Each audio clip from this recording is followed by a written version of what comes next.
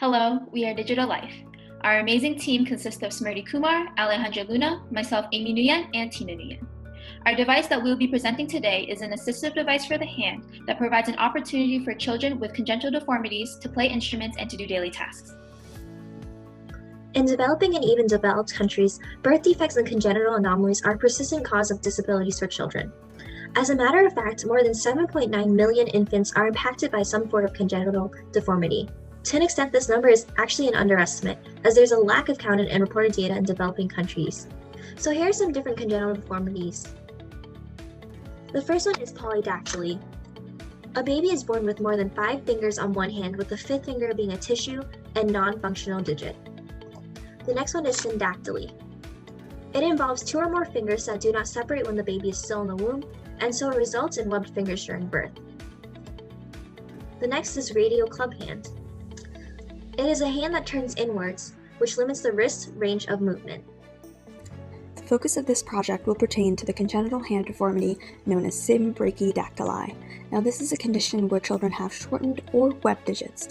For example, in these 3 images, these individuals are missing their distal and middle phalanges. This is something that can be treated with orthopedic or plastic surgery in some instances. However, reconstructive surgery is often considered to be the last resort, considering the increased risk for infection, excessive bleeding, bruising, difficulty of wound healing, and not to mention cost.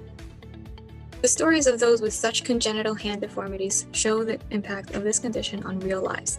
In case 1, we learn about a woman whose desire to play the piano as a child was obstructed by her congenital hand deformity.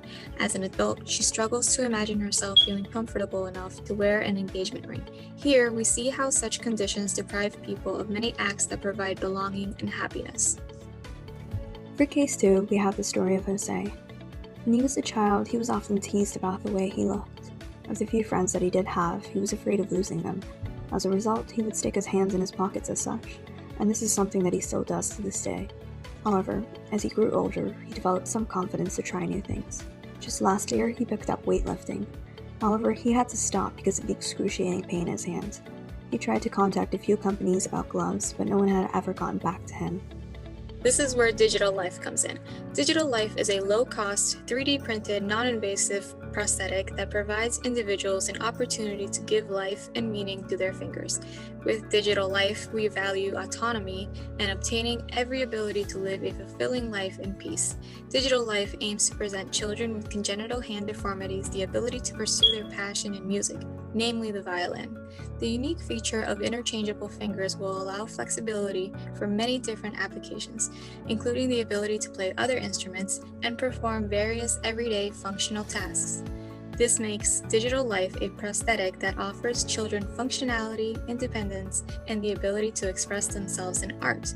With Digital Life, a disability is an ability to do more.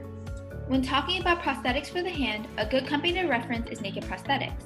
They have developed and patented the MCP driver that's shown on the left and the PIP driver that's shown on the right.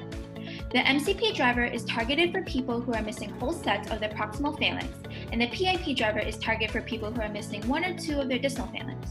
Depending on how many fingers needed and the materials used, the prices of these prosthetics range from $9,000 to $19,000 without insurance. Another prosthetic company on the market is Open Bionics, with their only device being the Hero Arm, a fully functioning myoelectric arm that uses EMG signals to move the arm.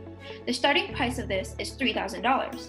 And as shown, all these prosthetics that are on the market right now are really expensive, making it harder to be obtained.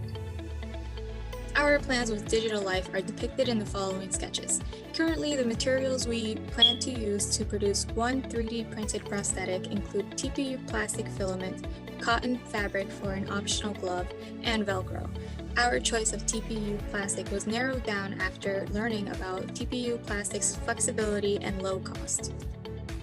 What we love about this project is its potential for the future. We're considering having a higher-end option for our customers. This might include something like using a different material. Another option that we have is interchangeable components. Instead of having fingers just specific for maybe everyday tasks, we have something like a fin that you can attach to your hand, which can be used for swimming. And the final option that we're considering is adjusting our designs to have the variability to use it for different kinds of hand deformities. 1 in 32,000 people in the United States have symbrachydactyly, A quote that really inspired us to continue making this prototype was from Audrey, 25, who has symbrachydactyly. I got teased a lot in school, and it definitely made me an introvert. Every year on the first day of school in elementary, I cried because I was teased. I've always wanted to play piano, but my hands definitely steered me away from the idea. It was hard to make friends. In the future, we want to create a physical prototype. To do that, we need access to a 3D printer, and we would also need injection mold printing as well. A physical prototype would only cost less than $40 in materials to make.